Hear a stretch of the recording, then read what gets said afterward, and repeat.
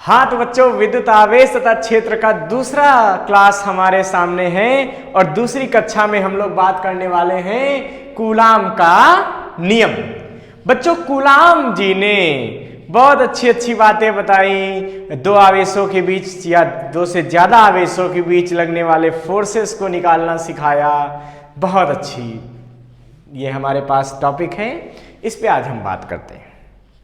बच्चों, कूलाम जी ने ये बताया, प्रैक्टिकली ये देखा गया कि अगर कोई भी दो आवेश हैं, ठीक है, सजातीय या विजातीय आवेश। सजातीय मतलब एक प्लस तो दूसरा प्लस, एक माइनस तो दूसरा माइनस, तो ये आवेश कैसे हो गए? ये सजातीय है, ठीक है। और ये कैसे है बच्चों? विजातीय है। मान लीजिए कुछ ऐसी सिचुएशन है, प्रैक्टिकली ये देखा गया कि दो सजातीय आवेश एक दूसरे को प्रतिकर्षित करते हैं, इसका मतलब दूर जाना, नफरत करना। ऐसे देखो, ये इस आवेश को क्या कर रहा? प्रतिकर्षित कर रहा। यहां पे ये दोनों भी सजातीय हैं, एक जैसे आवेश के हैं, तो ये भी एक दूसरे क्या करेंगे? प्रतिकर्षित करेंगे। लेकिन यहां पे देखो, एक ये प्लस और एक ये माइनस, मतलब ये विजातीय आवेश है। तो विजातीय आवेश एक दूसरे को अट्रैक्ट करते हैं, आकर्षित करते हैं। इसका मतलब मैं कह सकता हूं कि एक ही प्रकार के, मतलब दोनों पॉजिटिव या दोनों निगेटिव के बीच प्रतिकर्षण होता है, और अलग अलग प्रकार के आवेशों, मतलब एक प्लस और एक माइनस में आकर्षण होता है। बच्चों, राज की बात यह है, प्रैक्टिकली इस चीज को देखा गया कि एक आवेश दूसरे पर जितना फोर्स लगाएगा, दूसरा आवेश भी पहले पर उतना ही फोर्स लगाता है।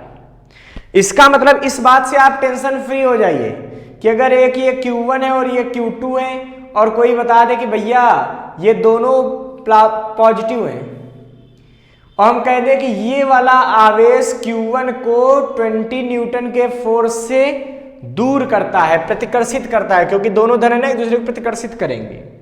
तो अगर ये 20 न्यूटन के बल से प्रतिकर्षित करता है तो ये 100% होगा कि Q1 वाला Q2 को भी 20 न्यूटन के बल से ही प्रतिकर्षित करेगा। मतलब क्रिया प्रतिक्रिया का नियम यहां फॉलो होता है। यह प्रैक्टिकली देखा गया। तो देखा गया प्रायोगिक तौर पर कि आवेशों के बीच लगने वाला बल क्रिया प्रतिक्रिया को फॉलो करता है, क्रिया प्रतिक्रिया का पालन करता है, न्यूटन के तीसरे नियम का। बच्चों, कूलाम का नियम, तो कूलाम जी ने दो आवेशों के बीच लगने वाले फोर्स की वैल्यू को बताया, ठीक है। इन्होंने बताया कि किसी भी माध्यम में दो स्थिर आवेशों के बीच, बच्चों ध्यान रखना, इन्होंने गतिमान आवेशों पे अपना डिस्कशन नहीं किया, इन्होंने किस पे किया? पहले स्थिर आवेशों के। और वैसे भी आप पढ़ क्या रहे? स्थिर वैद्युतिकी, मतलब इस पूरे जो चैप्टर में, इस पूरी यूनिट में हम लोग स्थिर आवेश की चर्चा करेंगे। गतिमान आवेश की अभी चर्चा हमको नहीं करनी, रुका हुआ आवेश। तो इन्होंने कहा दो स्थिर बिंदु आवेशों में कूलाम का नियम, उसका कथन क्या है बच्चों?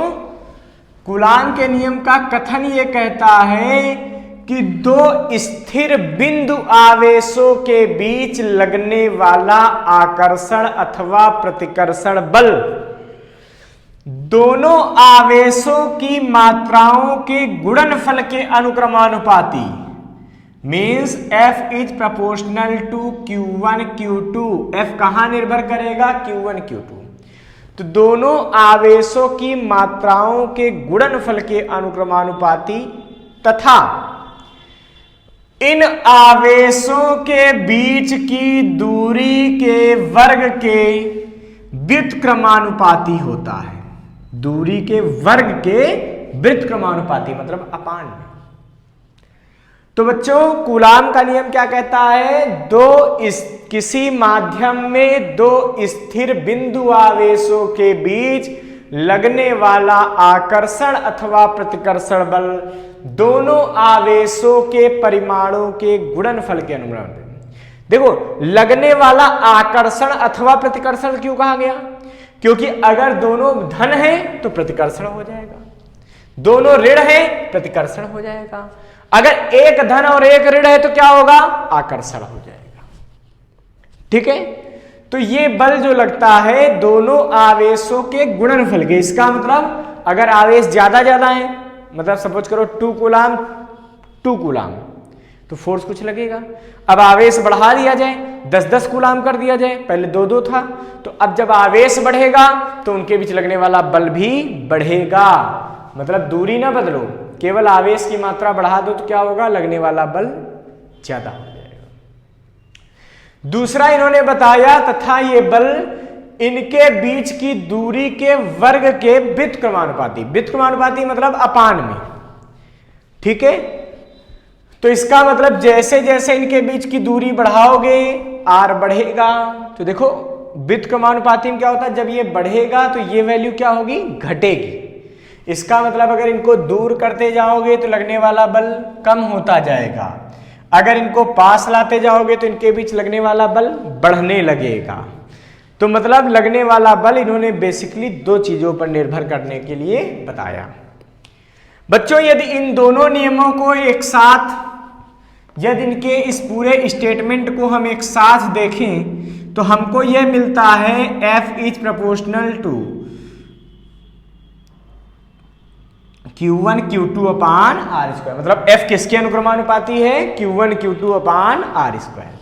जब हमें प्रोपोर्शनैलिटी का साइन हटाते हैं, जब हम ये अनुक्रमानुपाती का चिन्ह हटाते हैं तो यहां पर एक कांस्टेंट आ जाता है। क्या आ जाता है? एक नियतांक आ जाता है, जिसको अनुक्रमानुपाती नियतांक कहते हैं Q1 Q2 upon R square. यहां पर K क्या है? एक नियतांक है। ये बच्चों कूलाम का नियम आ गया साधारण। अभी इसका हम वेक्टर रूप भी बताएंगे ना। कौन सा? सदिश रूप। बहुत बढ़िया।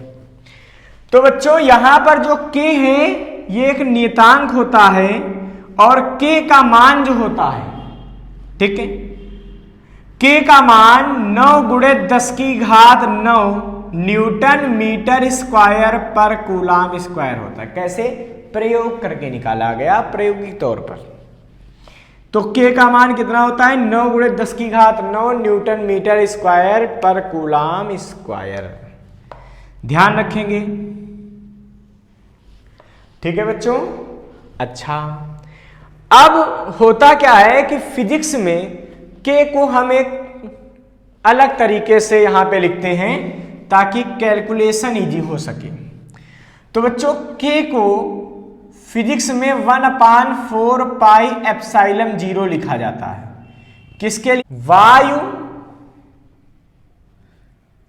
या फिर निर्वात के लिए। तो वायु या निर्वात के लिए K का मान क्या होता है? 1/4 पाई एप्सिलॉन 0। तो बच्चों यहां पर एप्सिलॉन 0 को वायु या निर्वात की, मतलब वायु की बोलो चाहे निर्वात की बोलो, बात एक ही है, वैद्युतशीलता कहते हैं। क्या बोलते हैं? वैद्युतशीलता को और वैद्युतशीलता को बच्चों परमिटिविटी बोलते हैं। तो वैद्युतशीलता क्या बोलते हैं? परमिटिविटी। तो एप्सिलॉन 0 को अगर अंग्रेजी में कहना हो तो बच्चों क्या कहेंगे? परमिटिविटी ऑफ द एयर और फ्री स्पेस। तो यहां पे एप्सिलॉन 0 को वायु या निर्वात की वैद्युतशीलता बोलते हैं। और बच्चों अगर हम यहां पे मान रख दें, ठीक है, तो वायु जब इन आवेशों के बीच क्या है? वायु। जैसे यहां 2 आवेश रख दिए गए, अब बल कितना लगेगा? तो इनके बीच क्या है? वायु है। तो इस अवस्था में लगने वाला जो बल होता है ये Fa है, मतलब वायु में लगने वाला बल।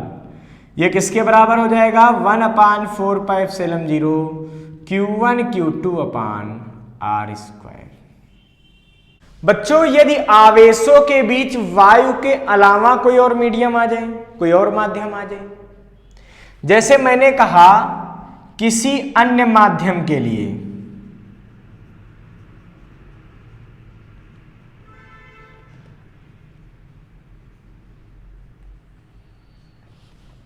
तो बच्चों किसी अन्य माध्यम के लिए इसके को 1/4 पाई एप्सिलॉन 0 कैपिटल के कहते हैं।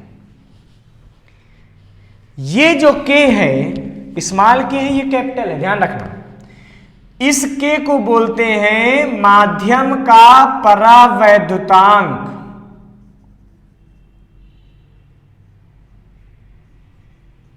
इसको क्या बोलते हैं? माध्यम का परावैद्युतांक।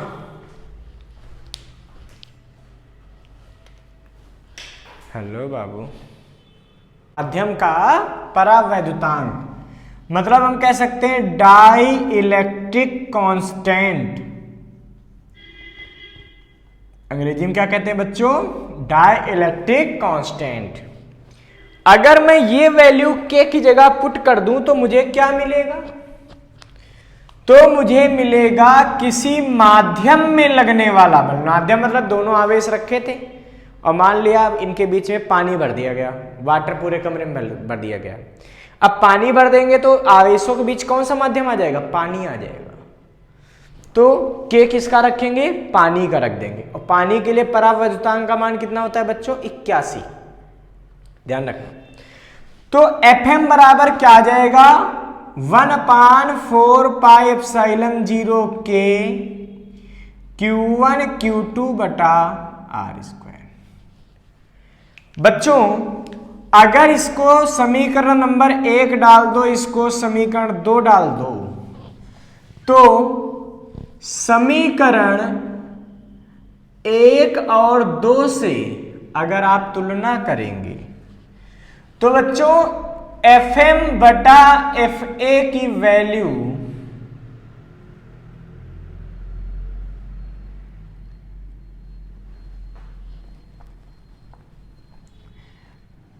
तो Fa बटा Fm का मान के बराबर आएगा। किसके बराबर आएगा बच्चों? के। और के है क्या? ये के है डाई इलेक्ट्रिक कांस्टेंट मतलब माध्यम का परावैद्युतांक। हम जानते हैं के का मान 1 से बड़ा होता है। बच्चों प्रयोगों के आधार पर याद रखना, के का मान या तो 1 के बराबर होगा या 1 से बड़ा होगा। ठीक है, तो इसका मतलब यह हुआ कि Fa की वैल्यू Fa बटा Fm का मान जो आएगा, के की जगह मान रख दो कितना है? Fa बटा Fm। ये बड़ा होगा किससे? 1 से। इसका मतलब Fa बड़ा होगा Fm से। Fm मतलब माध्यम में लगने वाला फोर्स। इसका मतलब दो आवेशों के बीच वायु में लगने वाला बल सदैव ज्यादा होता है किसी और माध्यम में लगने वाले बल से। या हम ये भी कह सकते हैं कि अगर दो आवेश हैं हवा में रखे हैं तो उनके बीच लगने वाला बल क्या होगा? अधिकतम। बीच में कोई और माध्यम डाल दोगे तो लगने वाले बल का मान घट जाएगा। ध्यान रखना बच्चों। इस तरीके से हमको ये बात क्लियर हो गई। बच्चों यहां पर परावैद्युतांक के मान भी आप लोग लिख लीजिए। के का मिनिमम मान जो होता है वो 1 होता है किसके लिए? वायु या निर्वात के लिए। के का न्यूनतम मान 1 होता है किसके लिए? वायु या निर्वात के लिए। और के का अधिकतम मान मैक्सिमम वैल्यू अनंत होती है किसके लिए बच्चों? चालक धातुओं के लिए। मतलब अगर दो आवेशों के बीच कोई चालक धातु लगा दिया, पूरा लोहे से भर दिया जाए या किसी और चीज से, तो वहां पर के को अनंत ले लेंगे और लगने वाला बल 0 हो जाएगा। वो बात की बात है।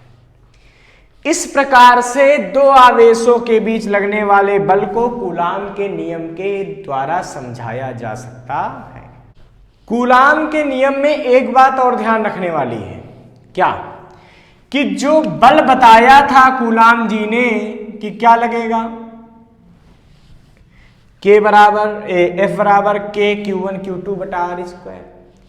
ये बल जो होता है, ठीक है, ये दोनों आवेशों को मिलाने वाली रेखा पर लगेगा, लेकिन मिलाने वाली रेखा पे ही होगा, उसी डायरेक्शन में होगा कहीं।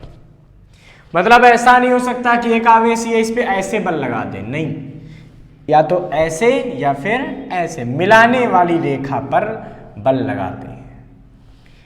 बच्चों जैसे कुछ प्रश्न आपसे सीधे सीधे पूछे जाते हैं, पूछेंगे कि निर्वात की वैद्युतशीलता एप्सिलॉन 0 का मान क्या है। जो अभी मैंने समझाया था कि F बराबर 1/4 pi epsilon 0 K Q1 Q2 बटा आर स्क्वायर होता है। इसमें K एप्सिलॉन 0 क्या थी, वैद्युतशीलता। कहेंगे इसका मान बताइए, तो भाई क्या बता सकते हैं बच्चों, बताओ। एप्सिलॉन 0 का मान 8.85 गुणे 10 की घात -12 न्यूटन कूलाम स्क्वायर प्रति न्यूटन मीटर स्क्वायर होता है। अच्छा, आपसे पूछ सकते हैं कि जो परावैद्युतांक K है, ये क्या है, परावैद्युतांक।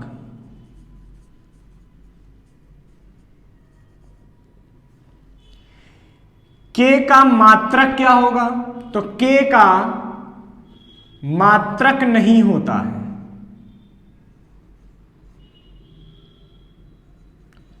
तो ये मात्रकहीन होता है, मतलब इसका अपना कोई मात्रक नहीं होता, ध्यान रखना बच्चों।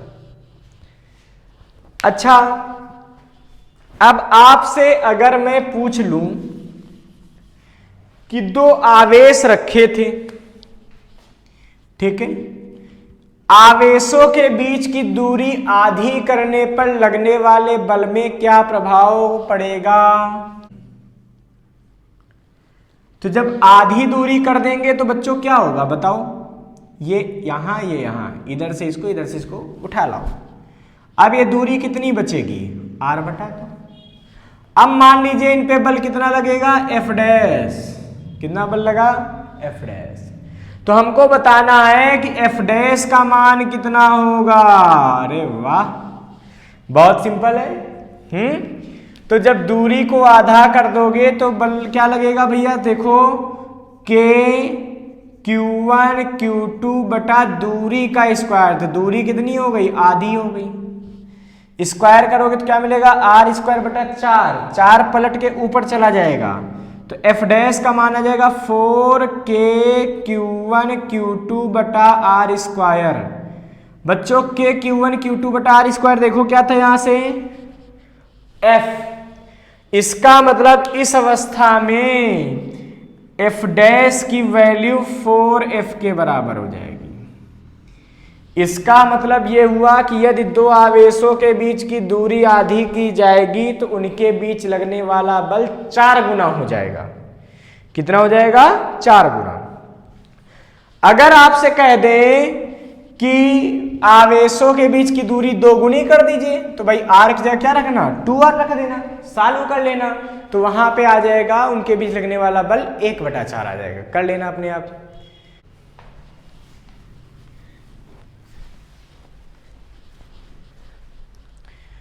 बच्चों कूलाम का नियम तो हमने देखा है, K Q1 Q2 अपान R स्क्वायर। यहां पर K का मान तो पता है 9 गुणे 10 की घात 9 न्यूटन मीटर स्क्वायर पर किलोग्राम स्क्वायर, पर कूलाम स्क्वायर। बच्चों यहां से एक कूलाम की भी परिभाषा आती है। अगर Q1 को 1 कूलाम कह दें और Q2 को भी 1 कूलाम कह दें, R को 1 मीटर ले लें, तो बच्चों इस अवस्था में F का मान कितना आएगा, सोचो जरा।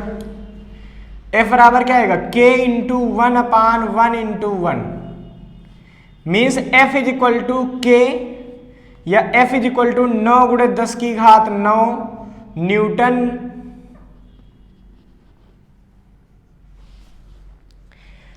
तो इस अवस्था में जो बल का मान आया है,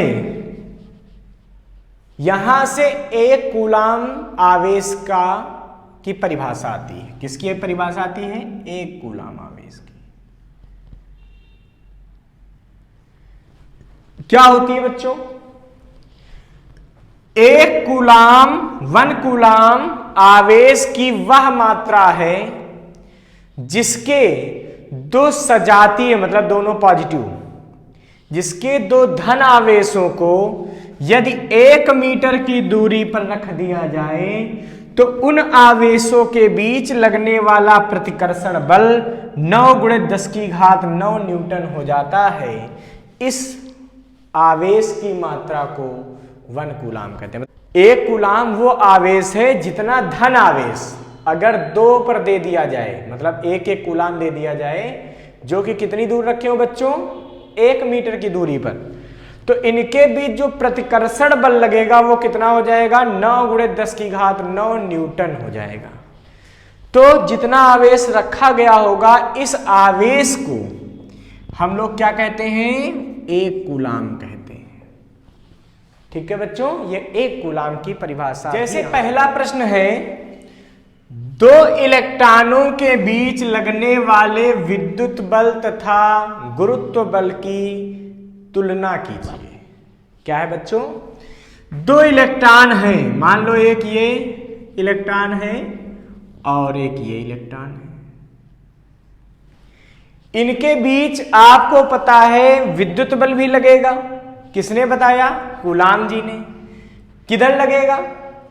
तो अगर 2 इलेक्ट्रॉन हैं तो इनके बीच विद्युत बल कैसा लगेगा? प्रतिकर्षण का लगेगा, बाहर की तरफ। ठीक है। अगर इनके बीच की दूरी r है तो विद्युत बल कितना लगेगा? सोचिए। तो विद्युत बल लगेगा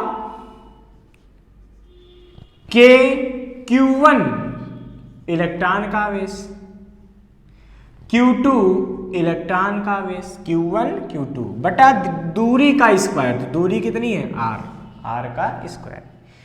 ये बच्चों इनके बीच विद्युत बल लग गया।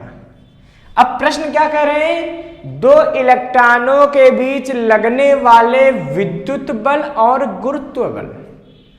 भाई हमको तो ये भी न्यूटन जी ने बता रखा है कि अगर कोई भी 2 मास हैं, कोई भी 2 द्रव्यमान हैं, तो वो एक दूसरे को आकर्षित भी करते हैं। तो इलेक्ट्रॉन है तो इनका अपना एक द्रव्यमान भी तो होता है बच्चों। इलेक्ट्रॉन का द्रव्यमान कितना होता है? आप लोग याद कर लीजिए। इलेक्ट्रॉन का द्रव्यमान और इलेक्ट्रॉन का आवेश आपको याद होना चाहिए। क्या होता है? मैं लिख रहा हूं, याद कर लीजिएगा। 9.1 × 10⁻31 किलोग्राम कितना होता है? 9.1 × 10⁻31 किलोग्राम।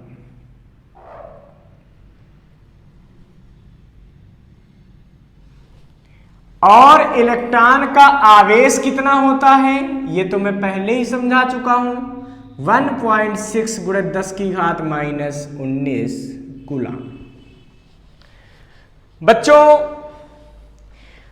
अब आप बात कीजिए यहां पे, तो विद्युत बल तो हमने निकाल दिया, गुरुत्व बल कितना लगेगा? भाई ये द्रव्यमान इस द्रव्यमान को क्या करेगा? आकर्षित करेगा। किसके हिसाब से लगाएगा बल? गुरुत्व के हिसाब से। Fg मतलब, G मतलब ग्रेविटी। तो आकर्षण बल, ये गुरुत्व बल है। ये वैद्युत बल था। ये क्या था? ये वैद्युत बल था। अब हम निकालेंगे बच्चों गुरुत्व बल।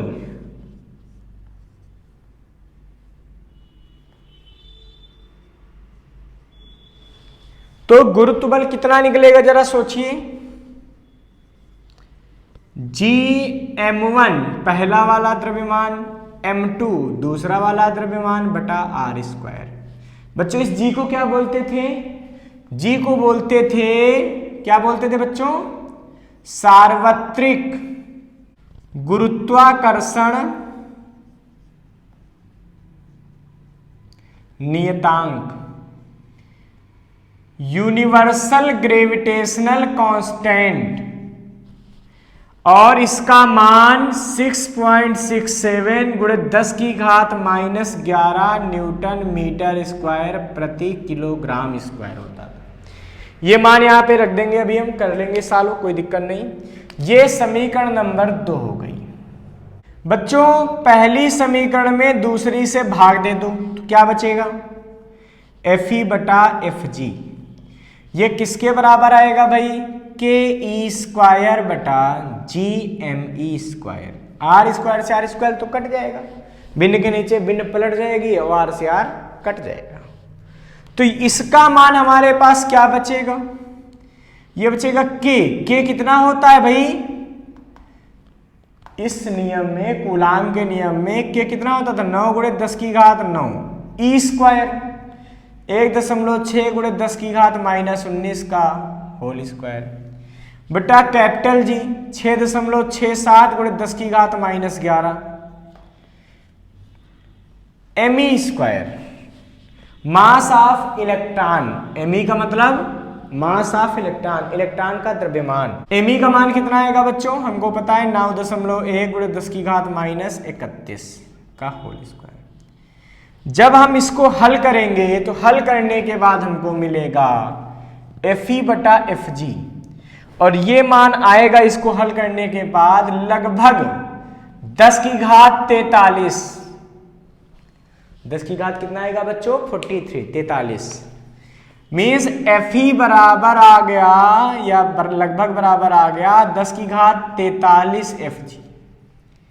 समझ रहे हो, जो विद्युत बल है इलेक्ट्रॉन बीच लगने वाला, वो गुरुत्वीय बल का 10 की घात कितना है बच्चों, 43 गुना, 43 गुना। इसका मतलब मैं कह सकता हूं कि विद्युत बल का मान बहुत ज्यादा होता है और गुरुत्व बल का मान बहुत कम। जैसे एक प्रश्न हमारे पास बच्चों और आता है, क्या कह रहे कि 2 आवेश हैं, ये नहीं दिया कितना, कह रहे 2 आवेश हैं, एक दूसरे से 0.1 मीटर की दूरी पर रखे हैं, तो इनके बीच लगने वाला प्रतिकर्षण बल,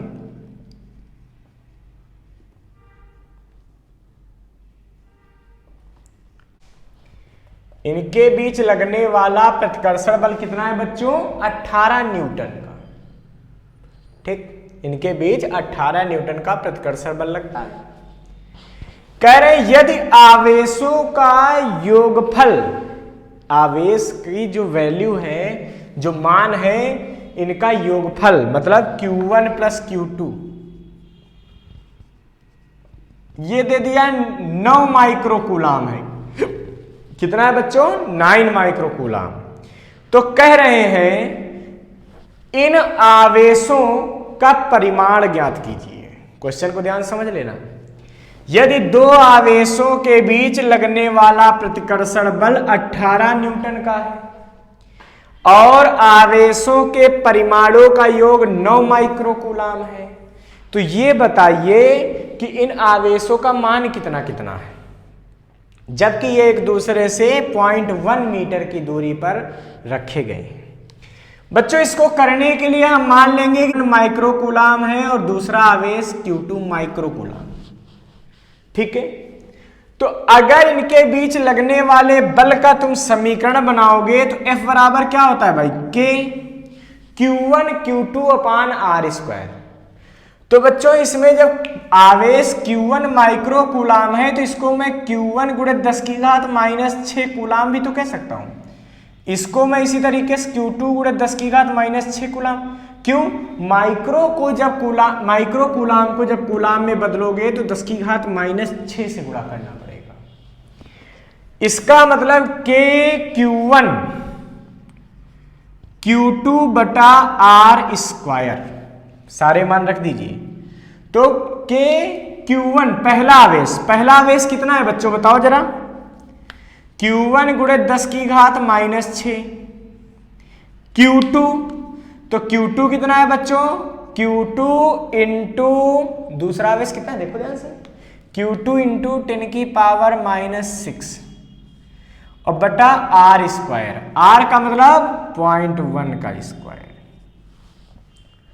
बच्चों F कितना दिया है आपको ध्यान से देखो, 18 न्यूटन।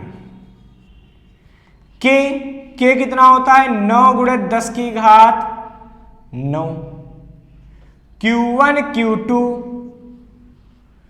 गुणे 10 की घात -12 बटा 0.01। बच्चों अगर मैं ये पॉइंट हटाऊंगा तो यहां पे 100 हो जाएगा, देखो 2 जीरो थे ऊपर बढ़ा दिए। अब जब मैं इसको हल करूंगा ध्यान से देखो, ये दोनों घातें मिलेंगे, 10 की घात 11 यहां बचेगा -12 से -1 10 की घात होने का मतलब नीचे आएगा, वो इधर मल्टीप्लाई, तो बचेगा 180 बटा 9, ये 9 इधर भाग कर दिया बराबर Q1 Q2। मतलब ये हुआ कि Q1 Q2 का मान कितना आ गया 20। समीकरण नंबर 2, एक समीकरण देखो माइक्रो कूलाम में तो है ही, ये तो अंडरस्टूड है। एक समीकरण हो गई Q1 प्लस Q2 बराबर 9 माइक्रो कूलाम और एक हो गई Q1 इंटू Q2 बराबर 20 माइक्रो कूलाम। यदि Q1 बराबर 9 माइनस Q2 मान समीकरण 2 में रखने पर, 2 में रख दो भैया इसमें, तो क्या बनेगा बच्चों, ये बचेगा Q1 की जगह मान रखोगे तो क्या बचेगा 9 माइनस Q2 इंटू Q2 बराबर 20, 9 Q2 minus Q2 square minus Q2 का square is equal to 20, Q2 square minus 9 Q2 plus 20 is equal to 0। ठीक है, यानी कि Q2 माइनस 9 को तोड़ेंगे क्या 5 धन 4 से, Q2 प्लस 20 तोड़ना आता बच्चों इसको, और इसको मल्टीप्लाई करके फैक्टर करके निकाला जाता है, ऐसा जिसको जोड़ने या घटाने पर यह है लेकिन मल्टीप्लाई करने पर यह है। तो Q2 minus 5 Q2 minus 4 Q2 plus 20 is equal to 0, means Q2 अगर मैं कॉमन ले लूं तो मुझे क्या मिलेगा Q2 माइनस 5, माइनस का 4 कॉमन ले लूं क्या बचेगा Q2 माइनस 5। अब Q2 माइनस 5 दोनों में बच्चों कॉमन ले लो तो क्या बचेगा, ये बचेगा Q2 minus 5 into Q2 minus 4 is equal to 0। This indicate Q2 is equal to 5। यदि दिस इंडिकेट यदि Q2 minus 5 is equal to 0 तो Q2 बराबर 5। तो बच्चों अगर Q2 का मान 5 माइक्रो कूलाम है तो चाहे 2 में रख दो, फ्रॉम चाहे 1 में रख दो। First Q1 plus 5 is equal to 20, तो Q1 इज इक्वल टू कितना इज इक्वल टू 9, तो बच्चों Q1 कितना आ जाएगा 4 माइक्रो कूलाम, ये आ गया। अब आगे कर लेना बच्चों, यदि Q1 माइनस 4 Q2 माइनस 4 बराबर 0 तो Q2 बराबर 4, और जब Q2 4 निकालोगे तो Q1 5 निकलेगा। कहने का सेंस है अतः आवेशों का मान 4 माइक्रो कूलाम व 5 माइक्रो कूलाम है।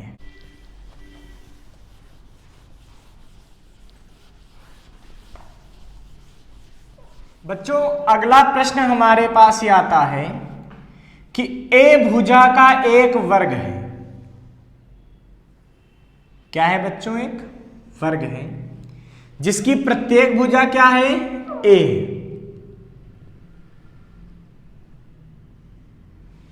इसकी प्रत्येक भुजा क्या है ए, यह है क्या बच्चों वर्ग।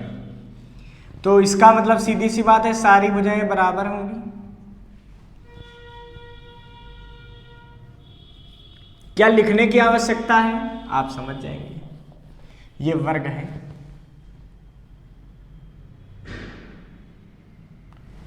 तो कह रहे एक वर्ग की प्रत्येक भुजा ए है तथा वर्ग ए बी सी डी, नाम क्या दिया बच्चों ए बी सी डी, के प्रत्येक कोने पर Q आवेश रखा है।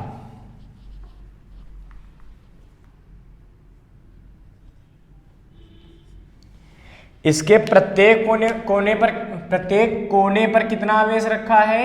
Q, small q। मतलब स्मॉल q मतलब समझ जाओ प्लस q, क्योंकि प्लस साइन उन्होंने लगाया नहीं है।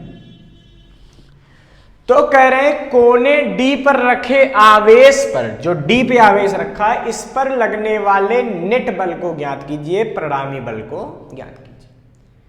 कैसे करेंगे भाई? हमको सोचना चाहिए इस आवेश पर कौन कौन बल लगाएगा। एक तो C वाला बल लगाएगा, एक B वाला लगाएगा और एक A वाला लगाएगा। क्यों? हर आवेश एक दूसरे को आकर्षित प्रतिकर्षित कर सकता है, जैसा भी नेचर हो। अब देखो ये भी प्लस ये भी प्लस, तो ये इसको क्या करेगा? भगाने की कोशिश करेगा, तो इधर बल लगाएगा, इधर लगाएगा FDC। FDC मतलब D पर C की वजह से D पर लगने वाला बल।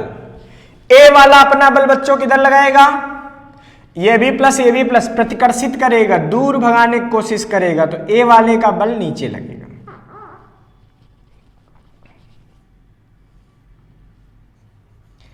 FDA। और बच्चों B भी D पर एक फोर्स लगाएगा। वो बल कितना लगाएगा जरा सोचो। तो B की वजह से D पर लगने वाला फोर्स इधर होगा, इसको क्या बोलेंगे? FDB। इस फोर्स को हम लोग क्या बोलेंगे? FDB। ऐसे ये भी इसको क्या करेगा? प्रतिकर्षित मतलब दूर हटाएगा। बच्चों आप सबसे पहले तो FDA की वैल्यू निकाल दो, कितना निकलेगा? D से D पर बल कितना लगेगा? A की वजह से। तो क्या होता है बच्चों हमारा सूत्र? K Q1 कितना है? A, Q2 Q, और बटा दूरी का स्क्वायर है। दूरी कितनी? तो वर्ग है ना बच्चों, तो ये A, तो ये भी A, ये भी A, ये भी A, अपान में A का स्क्वायर। मतलब मैं कह सकता हूं कि Q स्क्वायर बटा A स्क्वायर। अगर मैं FDC निकाल दूं, D पर C की वजह से फोर्स निकाल दूं, तो क्या निकलेगा? ये निकलेगा K Q1 Q2 मतलब Q इंटू Q, फिर Q स्क्वायर बटा दूरी का स्क्वायर मतलब A स्क्वायर। अगर मैं FDB निकाल दूं तो क्या निकलेगा भाई? D पर B की वजह से लगने वाला बल, तो B की वजह से लगने वाला बल कितना लगेगा? K Q1 Q2 मतलब Q इंटू Q, यानी कि Q स्क्वायर बटा A स्क्वायर, ये दूरी का स्क्वायर। तो ये दूरी कितनी है बच्चों? वर्ग है ये 90 डिग्री, तो ये क्या हो जाएगा? पाइथागोरस प्रमेय लगा देना, तो कर्ण कितना? कर्ण का स्क्वायर बराबर लंब का स्क्वायर प्लस आधार का स्क्वायर मतलब A square plus A square, तो क्या बचेगा? √2 बाहर में A, तो √2A आएगी। ये डिस्टेंस कितनी आएगी बच्चों? √2A। ये BD हो गई, तो मतलब ये आ जाएगा √2A का होल स्क्वायर। FDB का मान आएगा KQ square upon 2A square. बच्चों ये समीकरण नंबर 1 हो गई, ये समीकरण नंबर 2 हो गई, ये समीकरण नंबर 3 हो गई। जरा ध्यान दो, FDA और FDC आपस में क्या है? समान है। तो इन दोनों का परिणामी कहां जाएगा? तो भाई समांतर चतुर्भुज का नियम लगा दो, ये परिणामी जाएगा। इस परिणामी का मान कितना होगा? मान लो F डैश है, तो लिखेंगे क्या? FDA तथा FDC का परिणामी बल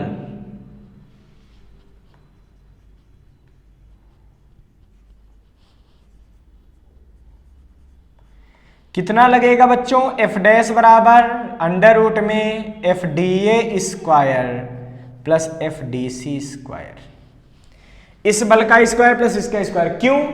समांतर चतुर्भुज का नियम याद करो, परिणामी बराबर क्या आता था, पहले बल का स्क्वायर प्लस दूसरे बल का स्क्वायर प्लस 2 गुणित पहला बल गुणित दूसरा बल गुणित उनके बीच का कॉस थीटा। तो बच्चों यहां पे इनके बीच का जो एंगल है वो कितना है, 90, तो कॉस 90 बन जाएगा। थीटा मतलब उनके बीच का कोण, ये 90 बन जाएगा। कॉस 90 का मान 0 होता है, तो r बराबर बचेगा पहले बल का स्क्वायर प्लस दूसरे बल का स्क्वायर, वो आ गया मेरे पास। तो r बराबर मतलब इन दोनों का जो परिणामी है वो कितना है, f डैश बराबर इसका स्क्वायर प्लस इसका स्क्वायर, तो कितना आएगा, ध्यान दो बच्चों। तो ये क्या आया, दोनों समान है ना, तो एफ डी ए की जगह मैं चाहूं तो एफ डी सी भी तो लिख सकता हूं, यह मान रख दें। देखो ना दोनों का मान क्या है, समान है। इसका मतलब ये आ जाएगा F D C square plus F D C square. भाई क्या किया मैंने, एफ डी ए की जगह क्या रख दिया, एफ डी सी, क्यों, क्योंकि बराबर थे, कुछ भी लिखो कोई फर्क नहीं पड़ता। तो एफ डैश कितना आएगा बच्चों, एफ डैश आ गया √2 एफ डी सी, कितना आया, √2 एफ डी सी। इस पर लगने वाला कुल बल चाहिए। देखो ध्यान से, इन दोनों का परिणामी ये आया, ये इधर ही क्यों आया, क्योंकि ये दोनों बल समान थे। और आपको पता होना चाहिए, समांतर चतुर्भुज में मैंने पढ़ा रखा है कि समान बलों, यदि दो सदिश समान हो तो इन दोनों का परिणामी हमेशा इनके कोण के समद्विभाजक से जाता है। मतलब अगर ये 30 तो टोटल 60 डिग्री हो तो 30-30 पे चला जाएगा परिणामी। तो ये 90 है, तो इसका जो परिणामी होगा वो समद्विभाजक मतलब बराबर बराबर, तो ये 45 ये 45, इसलिए ये ऐसे गया। तो एफ डैश इधर आ गया। अब ध्यान से देखो, जो इन दोनों का परिणामी एफ डैश है और F D B, F D B क्या है, इसका लगने वाला बल, डी पर बी की वजह से लगने वाला बल, ये दोनों समान दिशा में। और समान दिशा में जब दो सदिश होते हैं, थीटा को 0 रखोगे तो उनका रिजल्टेंट, उनका परिणामी को जोड़ कर आता है। इसका मतलब ये हुआ कि लिख देंगे यहां पे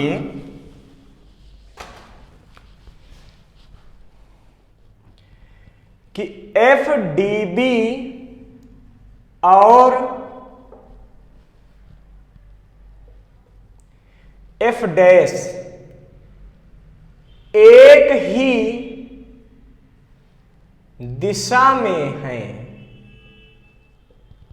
अतः परिणामी बल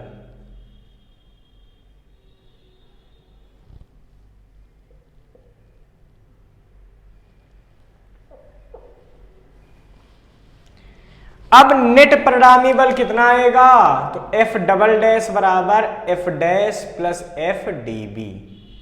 मान रख दो बच्चों, एफ डैश कितना आ गया है, √2 F D C plus F D B, दोनों मान रखो। √2 एफ डी सी का मान देखो समीकरण 2 से कितना आया बच्चों, के क्यू स्क्वायर बटा A square plus F D B, F D B का मान कितना आया बच्चों, के क्यू स्क्वायर बटा 2a स्क्वायर। इसका अर्थ ये हुआ कि एफ डबल डैश का मान कितना आएगा,